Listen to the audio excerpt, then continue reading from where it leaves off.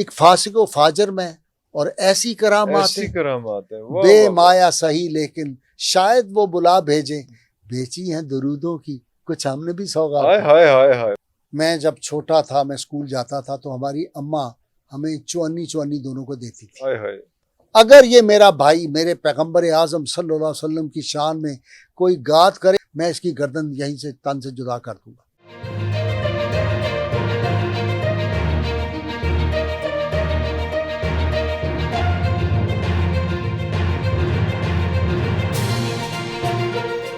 जिसके बारे में लॉर्ड माउंटबेटन जब यहाँ से वापस गया और उसकी वाइफ गई तो चर्चिल उनको रिसीव करने आया हुआ था एयरपोर्ट पे, वजीर आजम चर्चिल। उसने कहा बड़े शरीर से कौन सी हमारी गिफ्ट लाए हो? तो माउंटबेटन की बेगम ने कहा कि कॉमरेड के जो उनके लिखे हुए हैं ये अदारिये मोहम्मद अली जौहर के, वो मैं बाइंडिंग करा के आपके लिए लाई हूँ। उसने कहा बड़े शरीर से आने वाला बंदा इससे बड़ा गिफ्ट नहीं ला सकता। गिफ्ट नहीं ला सकता। यह है मोहम्मद अली जौहर। जौहर। क्या डर है जो सारी खुदाई हो मुखालिफ, काफ़ी है अगर एक खुदा मेरे लिए है। तौहीद तो यह है कि खुदा हशर में कह दे ये बंदा दो आलम से खफा मेरे लिए है। कराची ट्रायल हुआ जी, मौलाना मोहम्मद अली शौकत अली दोनों भाई जो थे, बगावत पर इन पे केस बन गया हुआ। मोहम्मद अली जौहर वकील नहीं करते थे, खुद अपना केस करते थे। और उनकी अंग्रेजी सुभान अल्लाह, माई लाइफ ए फ्रेगमेंट पढ़ लेना, writing and speeches of Mohammad Ali Jauhar पढ़ लें। मैं आशिक हूँ मोहम्मद अली जौहर। ट्रायल हो रहा था तो मोहम्मद अली जौहर ना दुरूद बहुत पढ़ते थे। इसी दौरान उनको 4.5 साल की सज़ा हो गई थी दोनों भाइयों को। मोहम्मद अली जौहर ने शौकत अली के कंधे पे हाथ रखा। शौकत अली बहुत फरबा थे, मोटे थे बहुत। मोहम्मद अली ज़रा उस मुकाबले में दुबले थे। ऐसे करके हाथ रख के अंग्रेज़ को मुखातिब करके कहते हैं कि my Lord, he is my elder brother Shaukat Ali.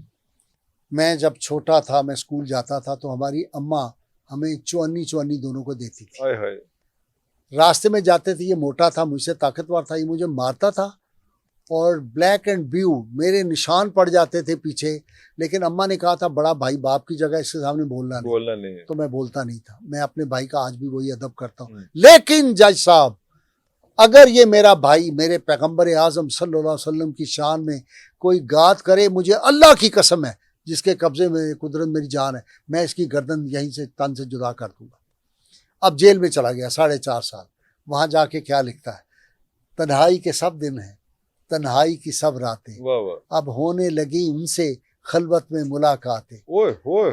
Meraj की सी हासिल सजदों में है कैफियत, एक फासिक व फाजर में और ऐसी करामात है। बे माया सही लेकिन शायद वो बुला भेजे, बेची हैं दुरूदों की कुछ हमने भी सौगात। हाय हाय हाय हाय। वाह वाह। बे माया हूँ घर लेकिन शायद वो बुला भेजे, भेजी हैं दुरूदों की कुछ हमने भी सौगात। ये वो लोग थे। ऐसे नहीं आज़ादी हमें मिल गई, ये लोग थे जिन्होंने हमें आज़ादी लेके, जो दुरूद पाक। मौलाना अब्दुल सलाम नियाजी रहमतुल्लाह अलैह, इनको मुतारफ ही मैंने कराया पाकिस्तान में। बड़े बड़े लोग, जब मैं अब्दुल सलाम नियाजी रहमतुल्लाह कहता था, लोग कहे अब्दुल सलाम नियाजी। मैं कहा भाई वो तो कल की बात है, तो सियासत में थे मौलाना, वो भी बड़े आदमी थे। उन्होंने नबी सल्लल्लाहु अलैहि वसल्लम की खातर जो है वो फांसी पे हुक्म हो गया था, वो भी मैं सुनाता हूँ उनका वाक़या, दुरूद पाक का बड़ा ज़बरदस्त। अब्दुल सलाम नियाजी रहमतुल्लाह अलैह जो थे, ये अकेले रहते थे। शादी हुई, 15 दिन 1 माह रही और बस ख़त्म हो गई। ये मौलाना फजल खैराबादी जो 1857 की जंग आज़ादी के जो मुजाहिद थे, जो चीफ जस्टिस थे, जब पढ़ने जाते थे तो हाथी पे जाते थे स्कूल में, इतने बड़े जागीरदार थे। और फिर जिस दिन उनको पकड़ लिया और उनको अंग्रेज़ ने कैद किया तो उनके बेड़ियाँ थी पाँव में चप्पल नहीं थी, हाथों में हथकड़ियाँ थी। तो उन्होंने कहा मुझे जो है ये बहादुर शाह जफ़र में दोस्त था, उससे मिलवा दे। जा रहे थे, काले पानी की सज़ा थी, उम्र कैद। तो जब जाने लगे तो जब बहादुर शाह जफ़र के सामने गए तो उसने चीखे मार के रोना शुरू कर दिया। उसने कहा वो शहजादा जो स्कूल से मकतब जाता था हाथी पे चढ़ के, आज उसके पाँव में जूता नहीं, पाँव में बेड़ियाँ, हाथों में हथकड़ियाँ हैं। तो रोने लग गया, बेहोश हो गया। ये इनके नवासे थे मौलाना अब्दुल सलाम नियाजी रहमतुल्लाह अलैह। इनकी इतनी करामात हैं कि अगर मैं बयान करूँ तो पता नहीं कितनी ज़ख़ीम किताब बन जाए। मैं वाहिद आदमी हूँ जिन्हें उनको तारुफ कराया। उनकी क्या था, दुरूद पाक की बरकत थी। मौलाना अबुल कलाम आज़ाद ने मिन्नतें की, मैं मिलना चाहता हूँ, उन्होंने रिफ्यूज़ कर दिया। नेहरू ने मिन्नतें करनी शुरू की। आखिर उसने एक बहाना लिया, नेहरू ने मैसेज भेजा, उन्होंने कहा कि आप एक इंग्लैंड से आया हुआ है डॉक्टर, आपकी आंखें उनकी नज़र जाती रही थी तो आपका इलाज करवा देते हैं उससे, ये वो। तो कह लगी नहीं, हमें ज़रूरत नहीं है।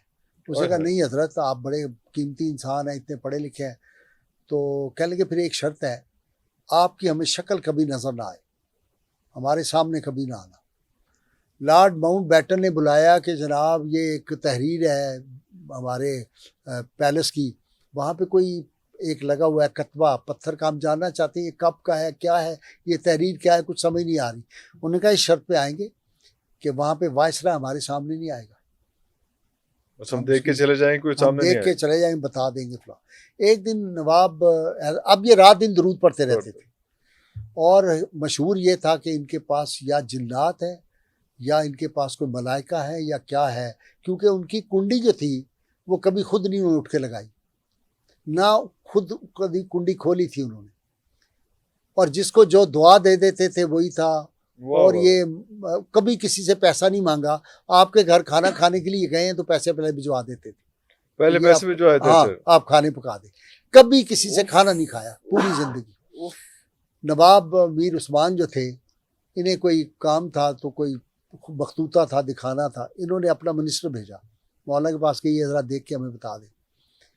मौलाना ने वो देखा और फौरी बता दिया कि ये है। ख्वाजा हसन निज़ामी भी आपके बड़े दोस्त थे। अच्छा, इनके जी।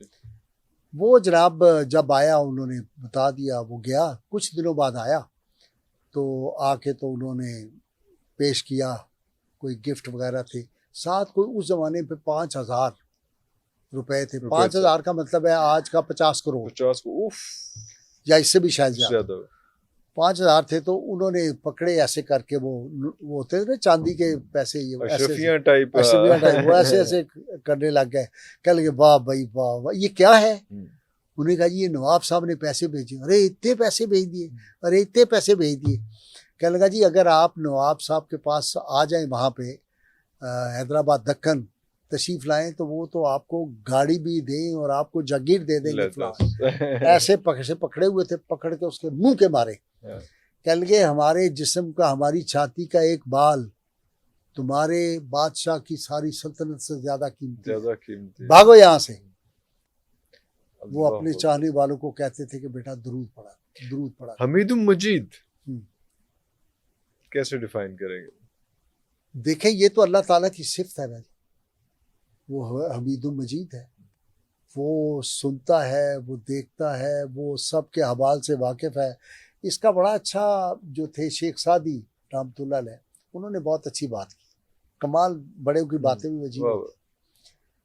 वो मुसल्ले पे बैठे हुए थे,